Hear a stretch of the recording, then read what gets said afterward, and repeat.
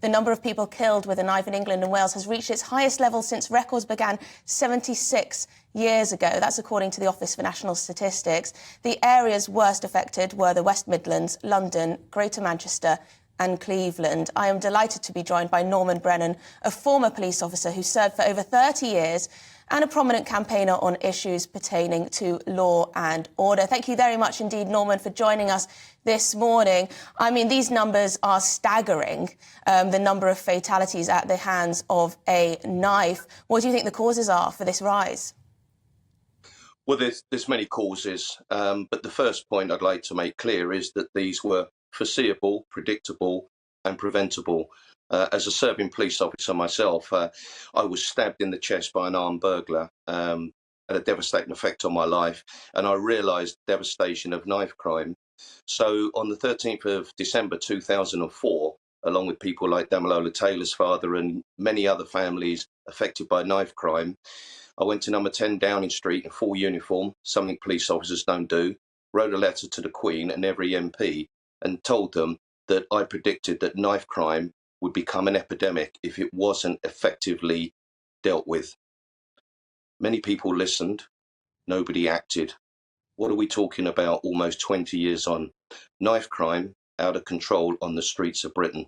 Only 2 years ago in London, we had the highest homicide child rate on record. 30 children were murdered, 27 were stabbed to death, 2 were killed in an arson and 1 shot. What do we need to do about it? We actually need to act. We've been skirting around the issues for ages. We need to introduce 5 years mandatory prison sentence for those found on the streets with a knife without lawful authority or reasonable excuse. That's what the law is. 5 years imprisonment is identical to that if you are armed with a gun. You're more likely to be stabbed to death 3 times than shot to death, yet you can still walk out of court with a fine or a conditional discharge. And these are lethal weapons. And the caveat to how serious it really is, Emily, is this. In the past 3 years, my colleagues within policing seized 37,000 knives. So anybody that says that stop and search doesn't work, every single one of those knives, Emily, could have murdered another person or could have cost the carrier their life. I believe that the true figure is probably 10, 15, 20 times that size. Now, it is a major problem and nobody seems to grasp it. We need mass stop and search. Sadly, we don't have the police officers to do it.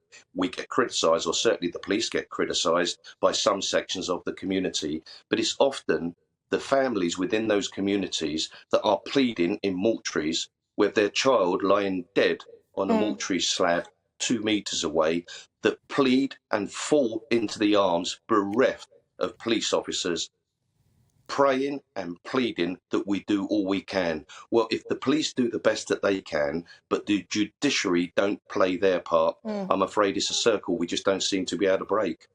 So, Norman, more stop and search and harsher penalties for those caught with knives. Do you think it's time to call a national emergency on this? Does Cobra need to get involved? It is that serious. It is a national emergency. It is so serious that I'm afraid crime in Britain, homicide, which is my expert subject as well, it's a subject that's not a sexy subject. It rarely gets any attention. And I'll tell you how serious I think it is that sometimes there are certain demographics that kill each other. And somehow there are a few people in society that think, well, it's just one criminal killing another criminal. But when has it ever been right for any parent to have to plan a funeral rather than a future for their child? And don't forget, this generation have to hand over to the next generation the best possible and safest streets possible. Police, I'm afraid, have lost control of the streets. Not their fault. They were reduced by 22,000 police officers about 12 years ago. They can barely cope with everyday crime. So who is tackling knife crime? We need a massive education program. We need mentors to take some of these kids to one side. When I joined the police, and just beforehand, it was a Dixon, a Doc Green era. There was respect, moral fibre, community spirit, and police officers like myself interacted with the public. We could see some of the kids that were going awry, and often we'd sit down, take our helmet off, and speak to them like a human being should be spoken to, with care, compassion, and tell them the vision we have for them and how they could turn their lives around. And do you know what, Emily? In many cases, we were able to redirect some of these kids that we now see out of control on our streets, who have no hope. They have no hope for the future, no hope for or vision for a good purpose in life, and they're lost. And when you're lost, then you have no value of life. You don't have any issues whatsoever carrying a knife, taking a life, or even losing your own. Now, if we've got kids in 2023 with that ethos, what hope have we got for the next generation?